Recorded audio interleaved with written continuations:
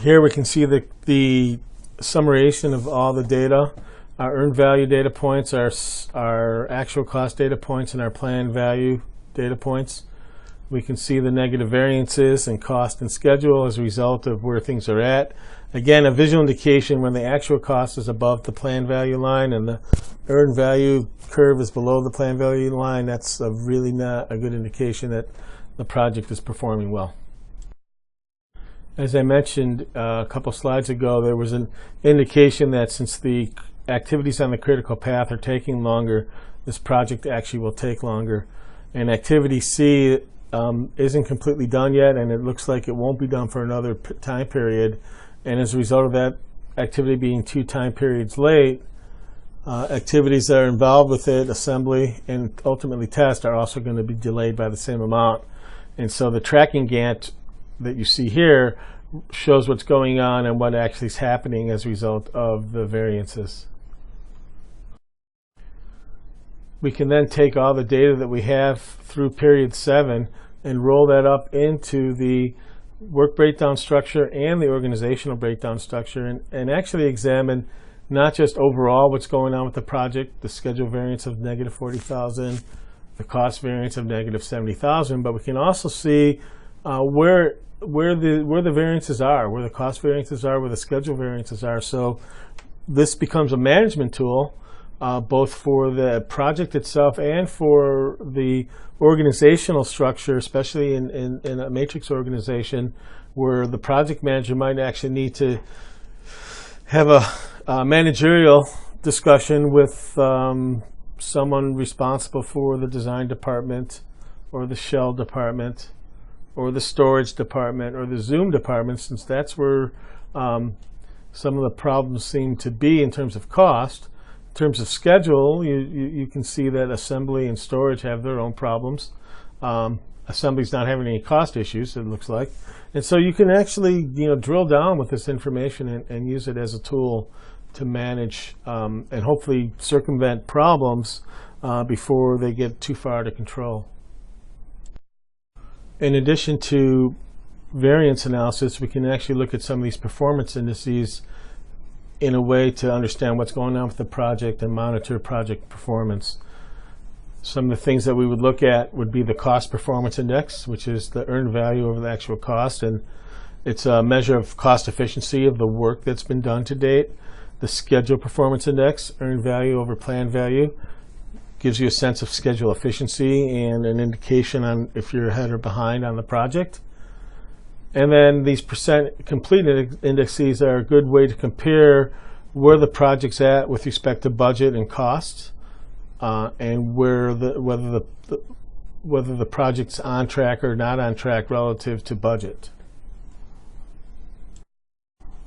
As I previously mentioned, with these indices, if the cost index is greater than 1, it means you're under cost, which is a good thing. If the schedule performance index is greater than 1, that means you're ahead of schedule. Or at least in terms of budget, you're ahead of schedule. You need to look at the Gantt chart to make sure that you are in fact ahead of schedule. If you're spot at 1, that means you're right on cost, right on schedule, but again with that same caveat. And with the index of less than 1, it's clearly something that you're over cost on and likely behind on schedule as well. Here are the performance indices from the same example through period 7. The trends are not good. They're downward. They didn't really ever become positive in terms of cost, and they were positive for a little while in terms of schedule and went negative. The PCIB is, in this case here, it's percent complete in terms of budget. What it means here that you spend 50% of your budget. However, are you 50% done with the project? Is that that would be something you want to compare against what your planned value was of the baseline budget. So it's not a positive or negative indication. Obviously, at the end of the project, you'll be at 100%, and so you're clicking away at it along the way. It's just a matter of comparing that to what your actual deployed plan was for the finances. You could spend a lot of time in the field trying to figure out percent complete of activities, and so for projects or activities that have short duration or have small costs, instead of having some sort of a metric or rubric that you use to evaluate how far along that particular activity is being done, you might apply some of these simple rules. And depending on the type of activity involved, one or more of these rules might apply. You can have a 0 to 100% rule that you start the work, but 100% of the budget's credited and earned once and only when the work's completed. So if you had a time period activity that got started and you were using this rule, in the first period there would be 0 value on that activity, and then in the next week it'd be at 100%. So there would be a cost variance initially that would be 100% off, and then at the end you'd be right back on track. A 50-50 rule allows for 50% of the value of the work package budget to be earned when it started and 50% to be earned when it's completed. So you don't have as much problems in interpreting your results as you would with a 0 to 100 rule. But at the same time, if you have any in-between activities, you might initially see a positive cost variance go negative, both of which have no real indication, and it's only because you're using this particular rule to evaluate the particular activity. And then when you're using contractors, or you need there's some subjectivity, to what's going on, then maybe you develop some sort of monitoring gates and you release a percent of the work in terms of earned value based on those tangible monitoring points. In addition to monitoring the progress of the project with these performance indicators, at some point we can actually do some forecasting. And some of the things we use are the EAC and the EA, both if there's a reevaluation of the original baseline, or a forecast if we didn't do any changes in the baseline. So depending on whether we've put in some additional work or come up with a new valuation, we'll either use the EACF or the EACRE to actually do some of the forecasting. You might have seen this formula earlier in that formula sheet, but we're going to use this next, so it's worth mentioning again. So assuming there's no changes in the baseline budget, we're just going to use the forecasting model. And to forecast where we're at, we take a look at where we've been and what's remaining in terms of work. So it's really the estimated to completion cost plus the actual cost incurred so far.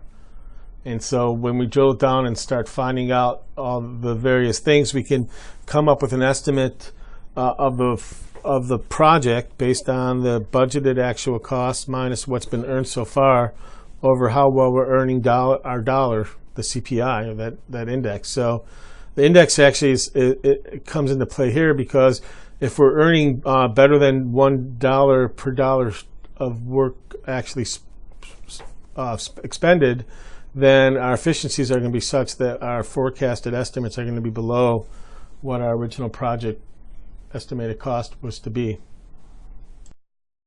So let's come back to this monthly status report, and now let's see if we understand what some of these terms actually mean for this particular project. So the planned value of this project to date, $58,240. It's earning below that plan, so there's a negative cost variance. Our actual costs to date are below what's planned, and so we've got also a schedule variance.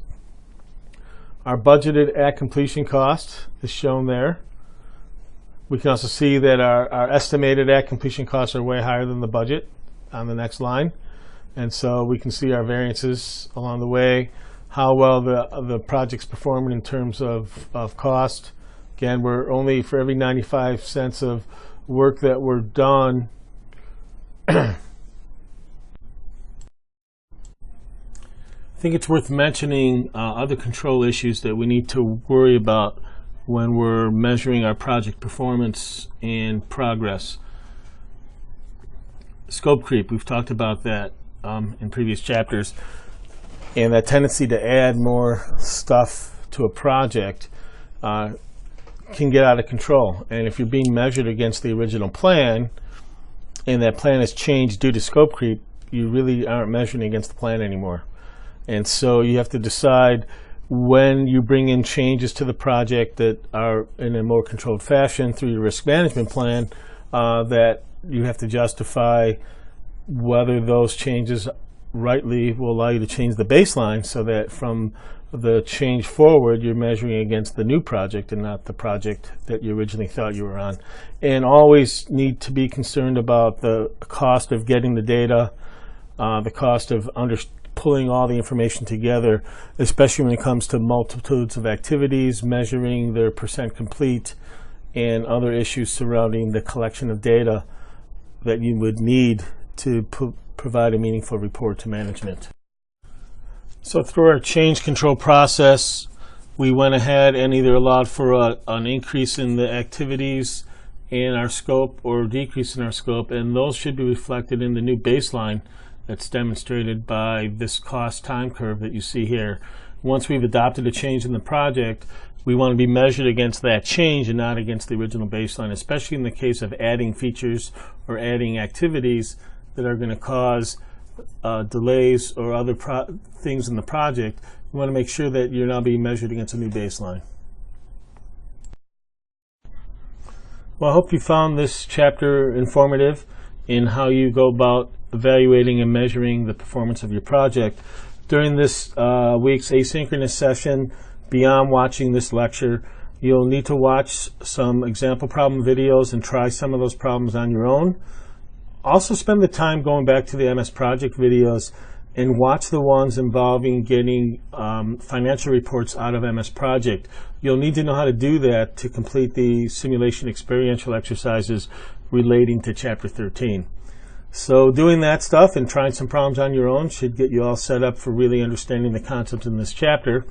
And by all means, if you have any questions or concerns regarding this material, please make sure to contact me.